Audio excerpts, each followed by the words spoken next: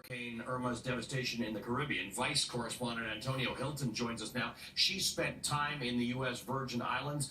Antonia, I think you just recently returned in the last 24 hours, not even 24 hours ago. Yes, not even 24 hours ago. I got back late last night or really early this morning from a whirlwind trip. We were there really for about 36 hours, staged in St. Croix, but went mostly to St. John and St. Thomas, where the real impact of Irma is. And it was pretty breathtaking.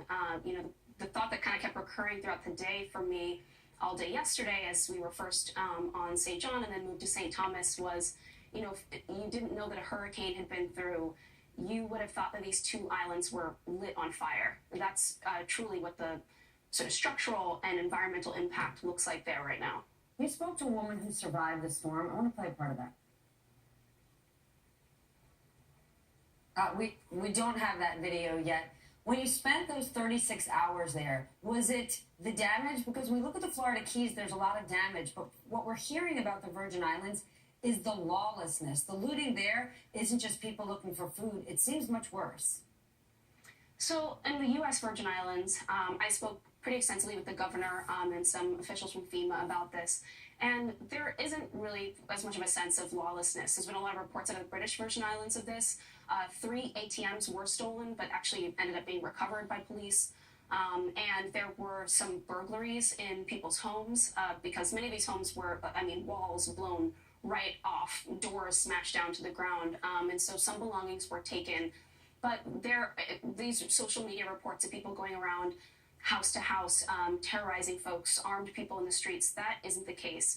And most of what I saw was actually a lot of the community coming together, neighbors helping neighbors remove debris so that people could get home or go down to the fire station or the local market to seek help. And so the idea that there's just this disintegration of civilization, I think, at least in the U.S. Virgin Islands, is not what I saw. And there is a decent presence of not just police and security forces, but the National Park Service and all sorts of agencies on the ground. Support I think, from the United States government? Yes, FEMA was there, at least a decent presence, especially by the water and sort of the main central hubs. I'd say one part that did alarm me, though, was as you get farther inland and away from the water, there was less of a media presence and no aid. And in fact, the woman that I spoke to, Annette Robles, who was in St. Thomas, her family they lived in a housing project called the Tutu High Rises there.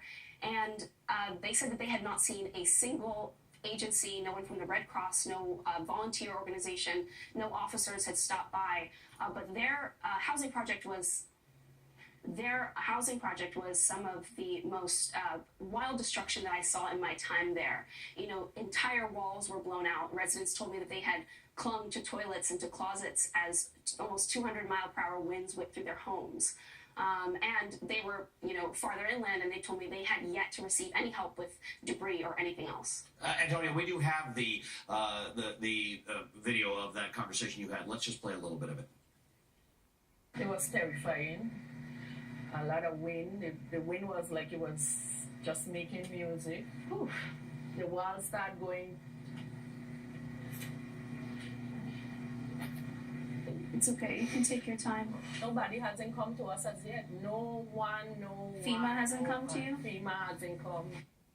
And where are they getting food from?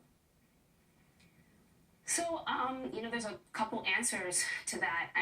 There are local families, so many of them staged in St. Croix, because even though St. Croix is only 40 miles south of St. Thomas and St. John, they really avoided most of the storm. You could go on vacation there next week and not know that anything had happened. So many organizations, many families based there are taking ferries over or helicopters and bringing food. I met a guy who ran a pizza shop on St. John called Ronnie's Pizza, and he was cooking daily and just inviting people in, both to get help communicating with family members who they're trying to get in touch with, but also just to have community meals and sit down and eat and catch up with people, sort of these impromptu community meetings. And so it's a little bit all over the place. I would say again, though, that the farther you get away from, some of the more popular areas down by the water, and you move inland and it's a little more sparsely populated, that's where you start to actually see some people who are still in dire need of food and water. And when I spoke to Governor Mapp, he acknowledged that the main issue right now is security and nutrition for folks. There are still a lot of people who could use donations. Anyone who is already in the area, who has contacts there and can send stuff down, it is still greatly appreciated. Tarps, some of the most basic materials just to make people's homes livable for the time being. All of that is now 7 days out, still very much in need. Antonia, thank you so much for joining us. That's Antonia Hylton, Vice News Tonight correspondent on HBO. Thank you.